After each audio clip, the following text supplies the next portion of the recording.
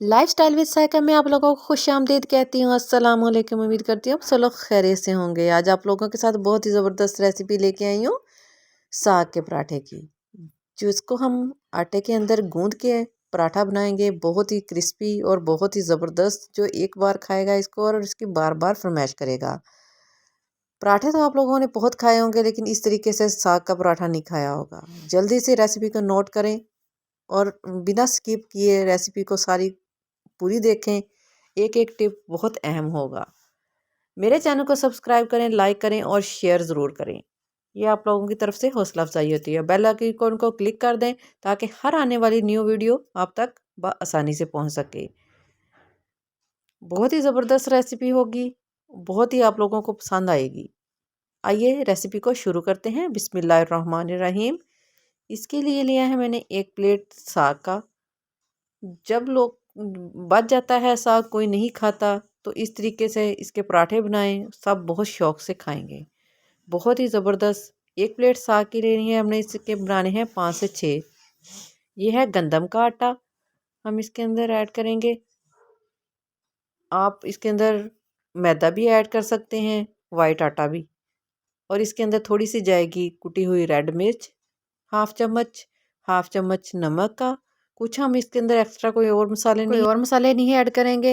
घर में मौजूद जो किचन में अवेलेबल हैं वो ही इसके अंदर जाएंगे। ये जाएगा सब्ज़ धनिया, खुशबू के लिए और फ्लेवर के लिए बहुत ही ज़बरदस्त है। कुछ ज़्यादा मसाले नहीं और ज़्यादा क्रिस्पी नहीं करेंगे इसको। साग के साथ ही बहुत ज़बरदस्त टेस्ट आता है। 1 चम्मच डालेंगे मसाले का, गरम मसाला पिसा हुआ हम इसके अंदर ऐड करेंगे और इसको हमने कर लेनी है मिक्सिंग। पहले स्पैचुला की मदद से मिक्सिंग करें और उसके बाद फिर हम हाथ की मदद से जैसे दूसरा आटा गूंदते हैं उस तरीके हमने इसको गूंद लेना है। अच्छे से इसको तमाम चीज़ों को हमने मिक्स करना है इसके अंदर। इस तरीके से बना के अगर साग का पराठा खाया जाए तो बहुत ही मज़े का आता है। दही के साथ खाएं, अचार के साथ खाएं, मक्खन हो तो साथ क्या बात है, बहुत ही ज़बरदस्त लगता है। अब हमने इसको गूँध लेना है। इसके अंदर हमने एक्स्ट्रा पानी नहीं एक दफ़ा ऐड करना, क्योंकि हमारे साग के अंदर बहुत ज़्यादा नमी है। उसी से हमारे जो आटे की है मेजरमेंट पूरी हो जाएगी पानी की। अगर हम इसके अंदर पानी एक्स्ट्रा डालेंगे तो हमारा आटा नरम हो जाएगा, जिसके साथ हमें मुश्किल होगा। थोड़ा सा पानी एंड में हमने हाथ को लगाना है और इसको गूँध लेना है। अच्छे से गूँधना है इसको, ज़्यादा इसके अंदर पानी नहीं जाएगा। साग के साथ ही हमारा आटा बिल्कुल परफेक्ट गीला हो जाएगा।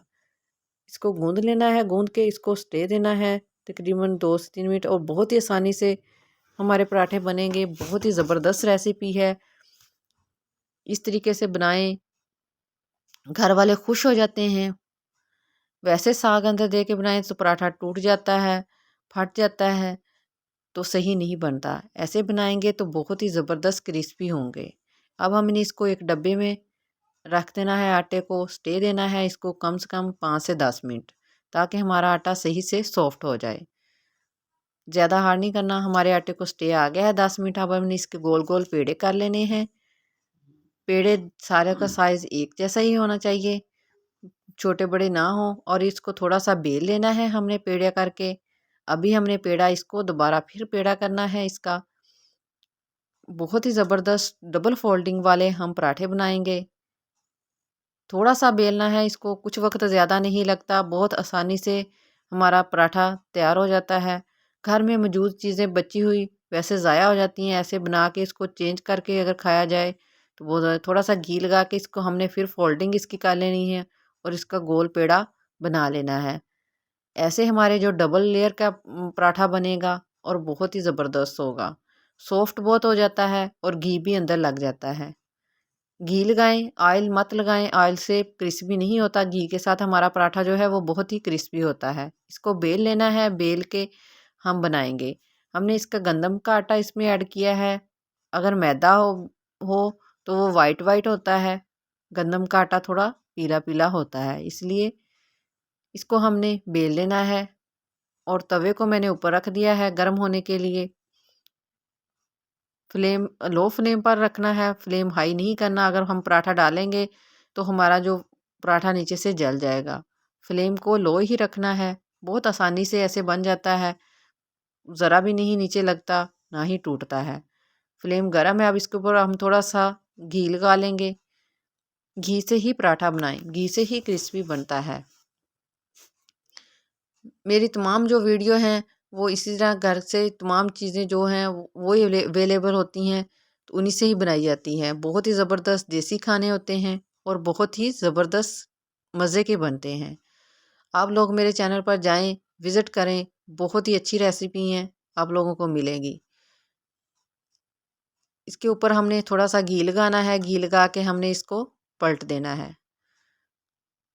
पलट के एहतियात के साथ पलटें, टूट भी सकता है, ज़्यादा मुश्किल नहीं है, आसानी से हमारा पलटा जाएगा पराठा।